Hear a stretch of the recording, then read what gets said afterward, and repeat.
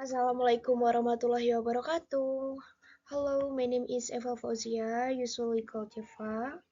Today I wanted to presentation about the dalalah is unclear.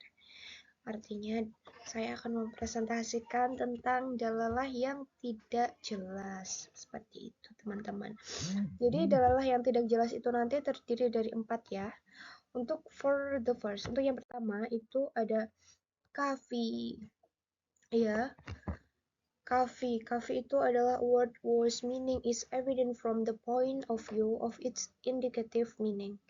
However, ambiguity result when applying that meaning to a particular case. Yang artinya, kafi itu adalah lafaz yang dari segi penunjukan maknanya adalah jelas. Namun, ketidakjelasan itu muncul ketika menerapkan makna tersebut kepada kasus tertentu. Ya. For example, contohnya itu terdapat Quran Surah Al-Maidah, yang artinya ini ada the man was still and the woman was still cut off their hands. Okay. Itu artinya laki-laki yang mencuri dan perempuan yang mencuri itu potonglah tangan mereka seperti itu. Jadi ketika ada laki-laki yang mencuri dan wanita yang mencuri istilahnya disuruh untuk memotong tangan-tangan mereka. The verse is quite clear about the punishment received by a person who steals. However, it would be unclear if the verse is applied to pickpocket and muggers. Jadi itu ayat di atas memang sudah cukup jelas mengenai sanksi yang diterima kepada seseorang pencuri. Namun, akan timbul ketidakjelasan jika penerapan ayat tersebut untuk pencopet dan penjamret. Jadi untuk pencopet dan penjamret itu nanti beda gitu ya. Iya. Yang kedua, oleh teman-teman, yang kedua itu ada muskil. It's a word whose meaning is unclear from the point of view of its indicative meaning. So that there are several differences of opinion in understanding the lafaz. Jadi, muskil itu adalah sesuatu lafaz yang dari penunjukan maknanya tersebut ada ketidakjelasan, sehingga muncul beberapa perbedaan pendapat dalam memahami lafaz tersebut. Seperti contoh dalam Quran Surat Al-Baqarah yang artinya women who are divorced should refrain from waiting 3 times quru. Ini artinya itu wanita yang ditalak hendaklah menahan diri atau menunggu dalam 3 kali quru ya teman-teman.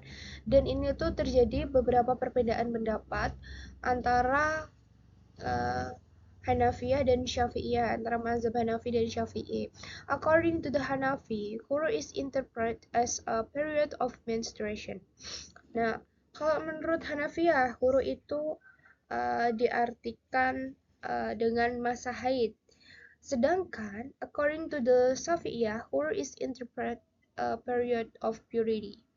Kalau menurut Syafi'iyah, quru itu diartikan dengan masa suci. Jadi terdapat dua perbedaan pendapat ya teman-teman. Oke, next. Oke, yang ketiga itu ada mujmal. Mujmal itu adalah a lafaz that contains a global meaning in which the purpose and the details cannot be known if only by the lafaz itself. This clarity can only be explained from the sunnah taught by the Prophet Muhammad SAW.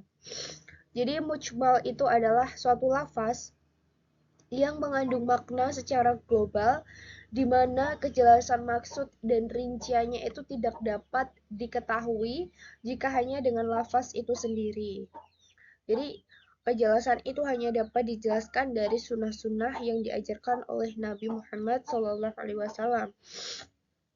Kayak for example, contohnya itu dari Quran Surah Al-Baqarah ayat 43 yang artinya and pay the zakat. Itu adalah dan dirikanlah sholat dan tunaikanlah zakat, seperti itu. Itu mujmal ya teman-teman. Itu yang ketiga. Dan untuk yang the last, oke, untuk yang terakhir itu ada yang namanya mutasyabih. Itu adalah lafaz that cannot indicate and there is no evidence that explains it. Ya, itu artinya suatu lafaz yang tidak dapat menunjukkan dan tidak ada pula dalil yang menjelaskannya. Seperti contoh, for example, in Quran Surah Al-Fat ayat 10, yang artinya that those who swear loyalty to you, Muhammad, indeed they only swear loyalty to Allah. The hand of Allah is upon their head. Yang artinya bahwasanya orang-orang berjanji setia kepadamu Muhammad, sesungguhnya mereka hanya berjanji setia kepada Allah. Tangan Allah di atas tangan mereka. Itu untuk yang terakhir mutasyabih ya teman-teman. Seperti itu penjelasannya dari 4 ketidakjelasan. Ketidakjelasan, ya.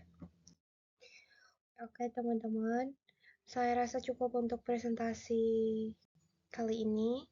Dan mohon maaf apabila ada banyak salah kata dari pengucapan saya, pengucapan dalam bahasa Inggris, atau mungkin penulisan dalam materi saya, seperti itu. Mohon maaf yang sebesar-besarnya. Wassalamualaikum warahmatullahi wabarakatuh. Okay, cheer up guys and stay healthy.